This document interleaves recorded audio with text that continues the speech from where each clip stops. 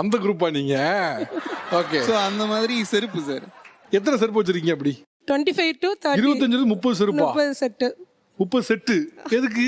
Sir இப்போ பார்த்தீங்கன்னா நமக்கு ஃபாரின்லாம் வந்து பார்த்தீங்கன்னா அந்தளவுக்கு பெருசாக டஸ்ட் எதுவும் இருக்காது. பட் இங்கெல்லாம் பார்த்தீங்கன்னா நமக்கு டஸ்ட்டு கொஞ்சம் அதிகமாக இருக்கும். அது மட்டும் இல்லாமல் பாத்ரூம் போகும்போது வந்து நம்ம இப்போ எல்லார் வீட்லேயும் டைல்ஸு மார்பிள்ங்கிறதுனால எங்கள் வீட்டில் டைல்ஸு. ஸோ அப்படி இருக்கும்போது நம்ம சும்மா ஸ்லிப்பர் போடாமல் நடந்தோன்னா கால் ரொம்ப பெயின் ஆகும். அது மட்டும் இல்லாமல் கால் ரொம்ப பெயின் ஆகுமா? அப்படிதான் சார் சொல்லி கல்லு முள்ளு நடக்க சொன்னாங்களா? எப்படி கால் எப்படி பெயின் ஆகும் சார்? இதே டயலாக் இதை வந்து எங்க பாட்டி பார்த்துட்டு இருப்பாங்க sir.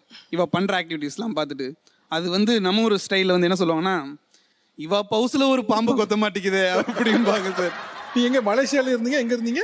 Colombo sir. Colombo. So அங்கெல்லாம் வந்து ரொம்ப ரொம்ப நீட்டாக இருக்கீங்க, ஒரு டஸ்ட்டாக இருக்கா?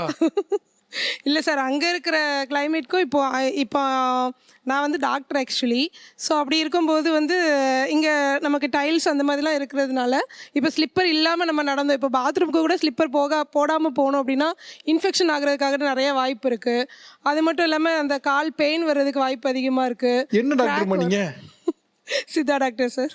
ஆனா உலகத்திலேயே டைல்ஸ்ல கால்ல செருப்பு போடாம நடந்தா கால் வலி வந்துடும் சொன்ன டாக்டர் இப்பதான் பாக்குறேன்.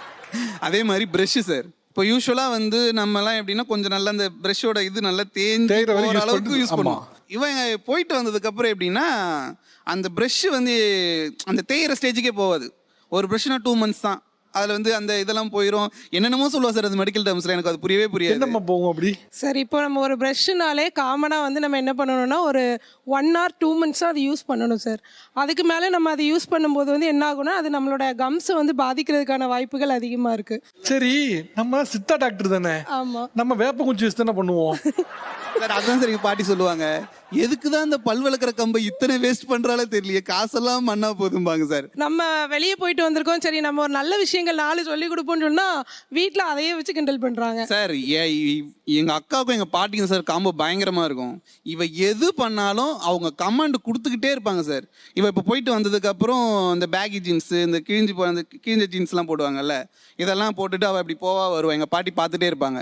பார்த்துட்டு நல்லா தான் சம்பாதிக்கா, இதை தச்சு போட கூட ரூபா இல்லையா அவளுக்கு, இப்படி கிழிச்சு போட்டுட்டு அலையிறாள், குடும்பத்தில் மானத்தை வாங்கி இவெல்லாம் டாக்டர் என்னத்துக்கு தெரியுறா அப்படின்னு சொல்லிட்டு திட்டுவாங்க சார். சார் நம்ம வெளியே போயிட்டு வரும்போது கொஞ்சம் மாடர்னாக நம்ம சேஞ்ச் ஆகிருக்கணும்ல, அதெல்லாம் சொன்னால் உங்களுக்கு புரியும் சார். எங்கள் பாட்டிக்கிட்ட நான் இப்போ வந்து உங்கள் பேத்தி எங்கே இருக்கான்னு கேட்டேன். அவள் கொழுப்புல இருக்கா அப்படிம்பாங்க. கொழும்புன்னு சொல்ல வராது அவங்களுக்கு, கொழுப்புல இருக்கா அவ அப்படிம்பாங்க. என்ன உன் பேத்தி ஏதோ கொழுப்புல இருக்காலாமே ரொம்ப அப்படிங்க. எனக்கு ரொம்ப கரெக்டாக சொன்ன மாதிரி தெரியுது.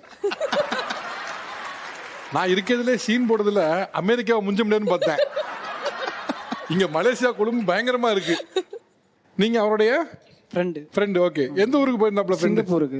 சிங்கப்பூர். ஓகே. என்ன பண்ணுவாப்ல? முன்னால எப்படி இருந்தாப்ல? சிங்கப்பூர் போறதுக்கு முன்னாடி வந்து அவர் இந்த கூலிங் கிளாஸ் அந்த மாதிரிலாம் எதுவுமே யூஸ் பண்ண மாட்டார். எங்க கூப்பிட்டாலும் வெளியே உடனே வந்துருவாரு. இப்போ சிங்கப்பூர் போயிட்டு வந்ததுக்கு அப்புறம் இவர் வந்து சென்னை ஏர்போர்ட் தான் வந்து இறங்கினாரு. இப்போ நான் வந்து பிக்கப் பண்ண போறேன்னா ஒரு 2 or 3 hours முன்னாடியே போயிட்டு அங்கே நான் வெயிட் பண்ணின்னு இருக்கேன்.